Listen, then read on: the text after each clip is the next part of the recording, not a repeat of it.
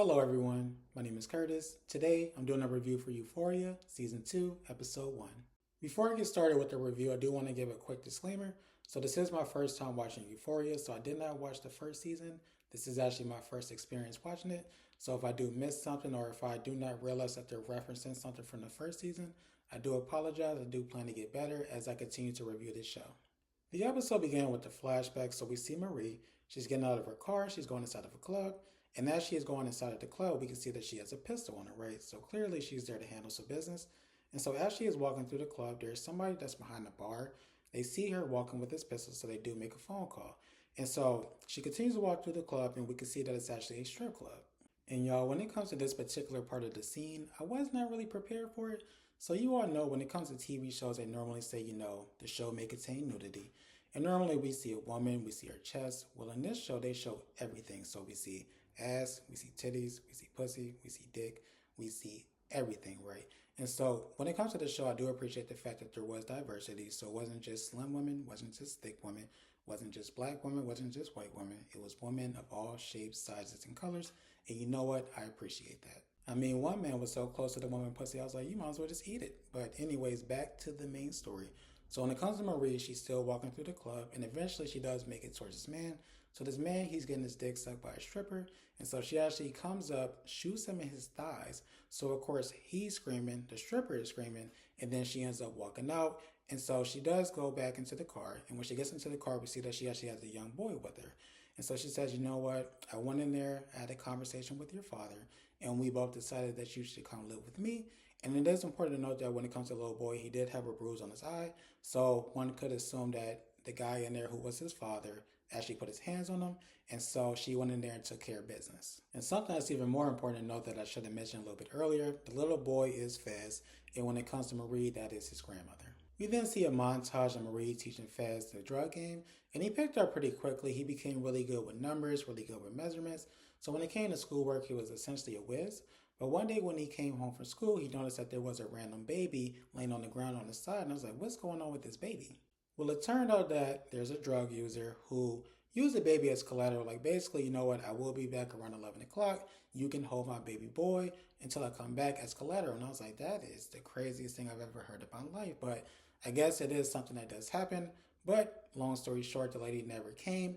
And so Marie decided to raise the little boy along with Fez. And the little boy's name is actually Ash. And the reason why they named it little boy Ash is because he actually tried to swallow a cigarette. So they just nicknamed him Ash. We then see Marie put two phones in the microwave, I guess to destroy evidence. And while she's doing this, she brings up the fact that she needs to meet with the guy with the bowl haircut. So she does end up meeting up with the guy, and his haircut was absolutely terrible. But he ends up selling her some drugs. It turns out that the drugs are bad. And so later on, she receives a phone call that guy's at a donut shop. So she's like, okay, word. So she does take Fez with her, and they go to the donut shop. And then she ends up beating him up with a crowbar. Fez, for whatever reason, gets out of the car, runs up as she's beating him with the crowbar, and she accidentally hits him with the crowbar. After this, we see Marie, we see Ash, we see Fez. They're sitting down at the dinner table, and Marie says, you know what, I really do not feel good. So she gets up and walks away, but she ends up collapsing. So when it comes to Fez, he's like, okay, I can't call the police to say, can you come over because of the drugs, right? So he's actually able to put her in the car, and he drives her to the hospital. And so while she's at the hospital, he realizes, okay, I'm pretty much going to be on my own. I need to take over the drug game. And also I need to take care of my little brother, Ash. And so he's like, you know what? I'm going to take over. And then after this, we see him as a grown-up. During this time, we see Fez having a conversation with somebody. And then we see Ash. He is grown up. Ash has a hammer in his hand, right? And so when it comes to Ash, he's walking around. And I guess he can tell, like, things are getting ready to go left. Like, this conversation is not really going well. So he ends up sneaking behind one of the guys, hit him with a hammer, kills him. And then with the other guy, he hits him in his face with a hammer and he starts bleeding out. So when it comes to Fez, he's like, what are you doing? Like, what is going on? And so we can see that, Ash, a couple of screws are loose with him. We then make it to the present time. We see Rue, we see Fez, we see Ash. They're in the car. And so when it comes to Rue, she is jamming out. So they are listening to Tupac hit him up. And she is singing every single word. She is hyped. She is excited. When it comes to Ash, he looks over at Fez like, can you please tell her to shut the fuck up? And so Fez was like, come on now, can you please be quiet? Like, we are about to handle some business. Like, we need to concentrate. We need to focus. Like, shut up. They end up going into an apartment complex, and as they are driving up, they end up seeing a guy named Custer, and then they see a woman. And so they recognize Custer, but they do not recognize this woman. So Fez gets out. He's like, who is this? She's like, hi, I'm Faye. And then he's like, you know what, let me talk to you real quick. So Custer's like, you know what, that's my girlfriend. And so he's like, you know what, fine, whatever. We just need to handle what we need to handle. And so Custer's like, hey, just get into the car. And so Faz goes back to the car and listens to the window. And he's like, listen, Rue, we are going to go up and we're going to handle business. You and Faye just stay in the car. Do not cause any issues. Do not cause any problems. We will be back in about 20 minutes. The guys end up walking away, so now it's just Rue and Faye. And so Rue takes his time to tell Faye about her ex-girlfriend and the fact that she left her at the train station.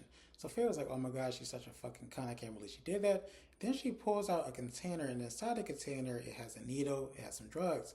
So Rue was like, oh, I don't really think you should be doing that here. And so Faye was like, listen, it's not that big of a deal, calm down, it's just heroin.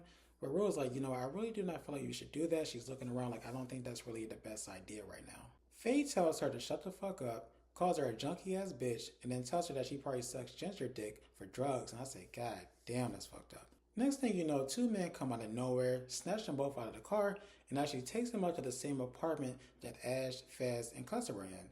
And so once they get inside, we see a guy named Bruce, and Bruce is pissed. He is going off on Custer. He's like, how are you going to bring a 12-year-old, some junkies, and people I do not know to this type of situation? Like, come on now, bro.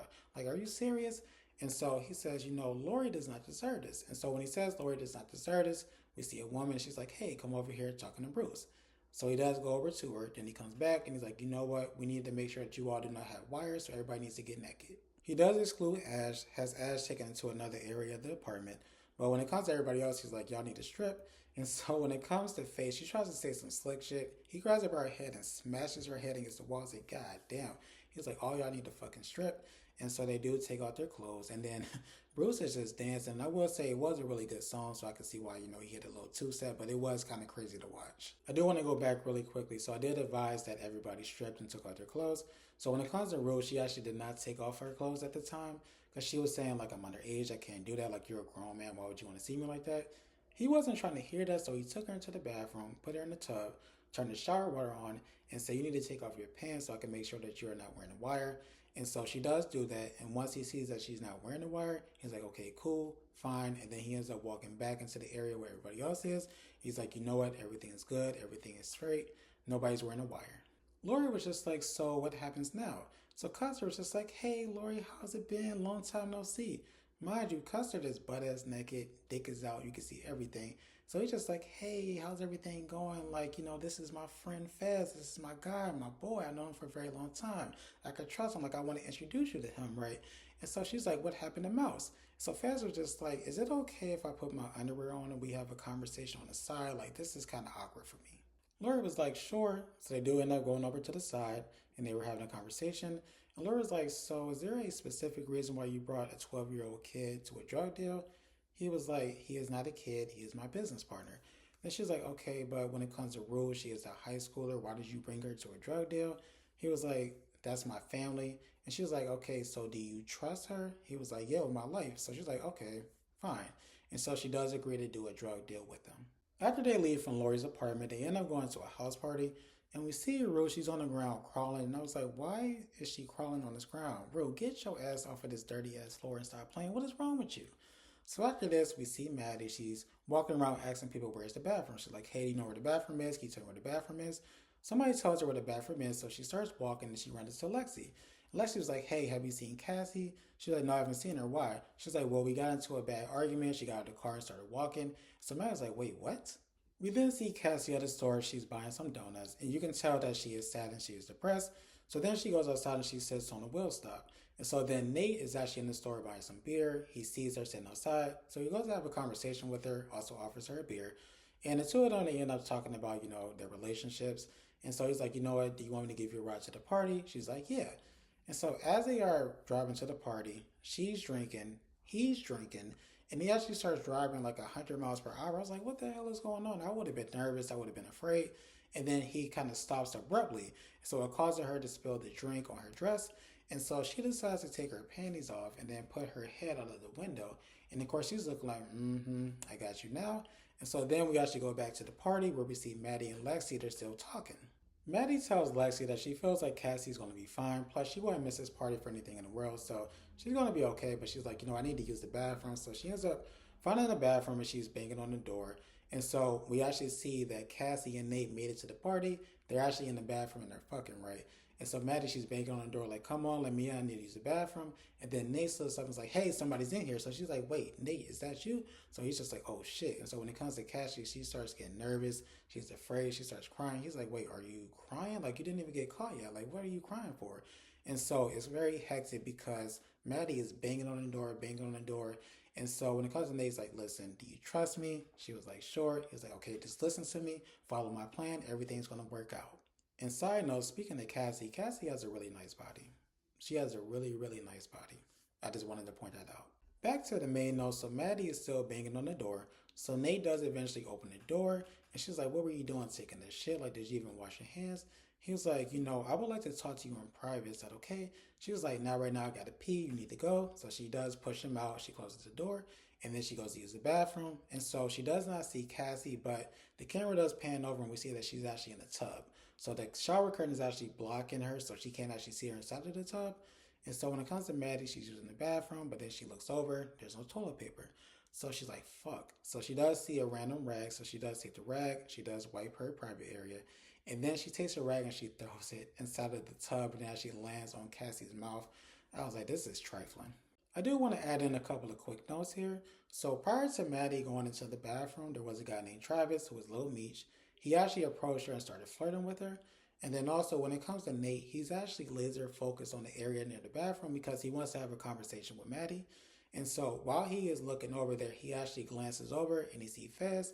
The two of them, they make eye contact. Fez, he pretends as if he didn't really notice, and he starts laughing with Lexi, right? And so going back to Nate, he's still looking down that area near the bathroom, right? And so once Maddie actually opens the door, she sees Travis. She's like, hey, you want to smoke? So she actually pulls him into the bathroom. Nate sees this, and he is pissed. In regards to Cassie, her phone actually starts to vibrate. And so her phone is actually near her feet. So she's trying to maneuver her body in a way that she can pull the phone from near her feet up to her hand so she can stop it from vibrating. So that way Travis and Maddie won't hear her phone vibrating. And the reason why her phone is vibrating is because Lexi keeps calling her. And then also it's important to note that when it comes to Lexi, Fez is flirting with her the entire time. Next thing you know, we see Rue. She goes outside to the car. And so remember earlier in the episode, I said that Faye, she had a small little container. I think it was Altoids. And it had some drugs inside of it, right? So she went into the car and she actually used the drug. And then she went back inside. And when she went back inside of the house, she ended up meeting a guy named Elliot. And Elliot, he was actually snorting cocaine. And so he tried to lie. I was like, I wasn't snorting anything. I was actually trying to fix this washer. And she's like, look, if you tell me what you were using, I'll tell you what I was using. He was like, fine. And they continued to snort. And then before you know it, Rue actually falls onto the ground. And she tells Elliot that she feels like he is going to need to check her pulse in a few moments. And then she says, you know what, I feel like I'm going into cardiac arrest. So he's like, oh my God, do you want me to call the ambulance? She was like, no, you don't have to do that. I just need some Adderall in my sock. So he pulls the Adderall from her sock. He crushes it up. She takes it and she's like, you know what, I feel so much better. Thank you. We then go back to the main area of the house and we see Nate. He's still laser focused on the bathroom area because he's waiting for Maddie and Travis to come out. But as he is waiting, McKay comes in and is like, hey, what's going on? He's like, hey, what's going on, man? And so the two of them, they do greet each other. We then go into the bathroom. We see that Maddie and Travis are having a conversation. Travis wants to kiss Maddie. She's like, nah, you're the corniest person I've ever met in my life. And so as they are talking, Travis actually hears a phone vibrating. So he actually snatches the shower curtain out and he sees Cassie. He's like, oh my God, there's a woman that's passed out in the tub. So Maddie's like, I really do not care. And she's like, I want to dance. And so they end up leaving the bathroom. So she actually never sees Cassie inside the bathroom. And speaking of Cassie, she is able to escape.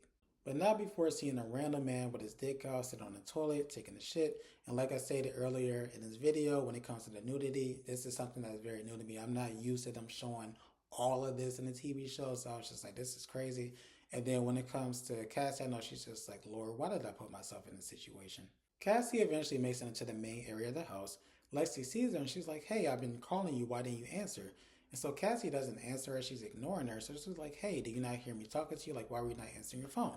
And so McKay actually walks past, she's like, hey, I know you two are having a conversation, but I really need to speak with her. I do apologize, like, let me just talk to her. So Lexi was just like, fine. And so when it comes to McKay and Cassie, they end up going into a bedroom. McKay asks Cassie if she still feels like they are in two different places. She doesn't answer him, but you can tell that she wants to cry. So he's like, what is going on? And she says, I do not feel like I need to be anybody's girlfriend. He was like, why not? She was like, because I keep making the same mistake and I'm not learning any lessons from it. So he's like, you know what? Fuck it. Fine. You want to be that way? Whatever. And so he actually gets up and he ends up walking into the kitchen. And so once he goes into the kitchen, Nate actually approaches him. He's like, hey, I saw that you went into the bedroom with Cassie. Did you two fuck? He was like, no, we just had a conversation. He was like, come on now, you mean to tell me that you took her into the bedroom and nothing happened? He was like, no, nothing happened. We just had a conversation. He was like, come on now, man, I know you. You fucked her. You fucked her. Then how was it? He was like, listen, we just had a conversation. And so then, he's actually kind of drunk when it comes to McKay, so he's trying to kind of laugh it off. But Nate keeps asking, like, did you two fuck? How was it? Was it good? Like, did you come inside of her? Did you come on her? Like, what's going on? So when it comes to McKay, it's like, what are you on? Like, what are you doing? Like, why are you asking me all these questions? Like, you need to chill, you need to relax. But Nate, he's like all up in his face, like, did y'all fuck? Like, how was it? Like, where did you come? And he's like, bro, chill out. Like, what are you on right now? And so eventually Nate does leave him alone. He walks away. But McKay's just looking like, what the fuck was that about? I do want to go back to one of the quick notes that I discussed. So when it comes to Fez, he was flirting heavily with Lexi. She did not really realize until the end, but Fez did ask her for a number. She said, okay, cool. And then after that, Fez ended up calling Ash. Was like, hey, you know what? I think it's time to go. Get the car ready. So Ash was like, okay, cool, no problem. Say less. And so as Ash was actually going towards the car, Ash ran into Rue. Was like, hey, we're getting ready to go. So if you want to ride, come on. And it's around this time that Rue ends up running into Jules. And it's very intense. It's very emotional. Rue tells her that she misses her. Jules says, you know what? I miss you too. And then next thing you know, the two of them are kissing. We go back to Fez's perspective, and so Fez actually walks up to Nate. He's like, hey, you having a good time? Nate was like, I mean, I guess, sure. Then he's like, you know what, do you have any New Year's resolutions? And Nate was like, why are you asking me this question? Didn't you say that you were going to unalive me the last time that we saw each other? He was like, listen, that was then, this is now, this is a brand new year. I'm a brand new person, don't worry about that. So Nate was like, okay, cool. And then next thing you know, Fez takes the bottle and hit Nate in the head with the bottle. Then he proceeds to beat the absolute fuck out of Nate. He beat the fuck out of him. He was bloody. I was like, oh my God, is he going to pass away? Like, it was crazy. Like, he beat the shit out of him. And that was the end of the episode. Thank you all so much for watching. Really do appreciate it. If you could, please like, comment, share, subscribe. It would be great. Hope you all have a great rest of your day. Take care. Bye.